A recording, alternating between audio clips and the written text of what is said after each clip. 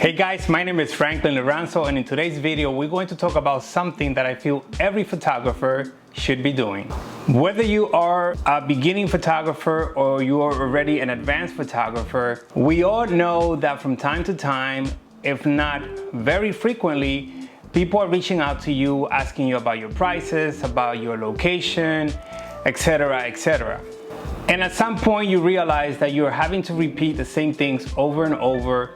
So you can move about it in different ways, but one way that I think is beneficial is by using keyword shortcuts on your iPhone or other device. For example, for me, a lot of people ask me where I'm located, what are my prices, what's my phone number, what's my email, etc., etc. So what I did was that I set up all of those common questions answers and made shortcuts so that by the time I type only 2 or 3 letters, it actually writes down a whole bunch of information that I don't have to type manually.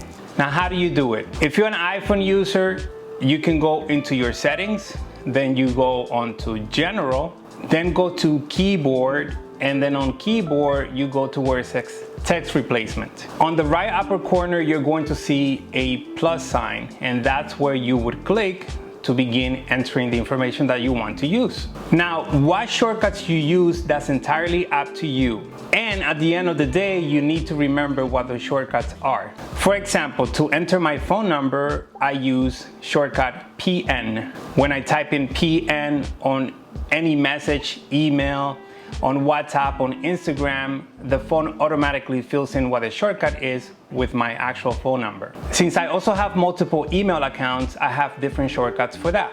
Now, the key is to not use shortcuts that are commonly used whenever you're talking to people through text. For example, OF, PM, AM are shortcuts that you want to stay away from. And the beauty of implementing the usage of shortcuts is that for the most part, you can use it when it comes to filling out online forms. For example, on one of my many trips to Vietnam, upon arrival, I had to file for an on-arrival visa, and there was a long line. And despite having a lot more people in front of me, I was the first to finish because of all these shortcuts. For example, I have a shortcut for my address, I have a shortcut for my passport number, for my full name, as I mentioned it previously. So whenever online forms have to be filled by just typing 2 letters, I'm actually filling out a whole bunch of information, and therefore I move a lot faster. And because everything syncs through your iCloud, the same shortcuts can be found on your iPad, on your Mac computer, on your phone, and even on your Apple Watch.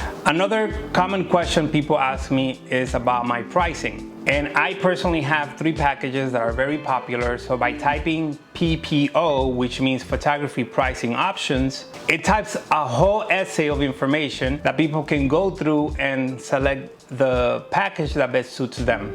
Those freeing time for me, because yes, I feel that over time, those little seconds do add up.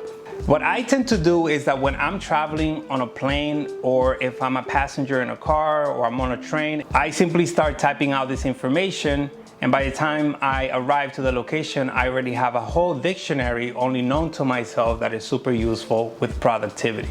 And lastly, which I almost forgot to mention, these shortcuts come in very handy when it comes to replying to your followers on any of your social media platforms. We all know how important it is to engage with them and to thank them for taking the time to either drop a like or a comment. So I have a bunch of shortcuts thanking people in a number of ways for their comments, for their likes, and etc.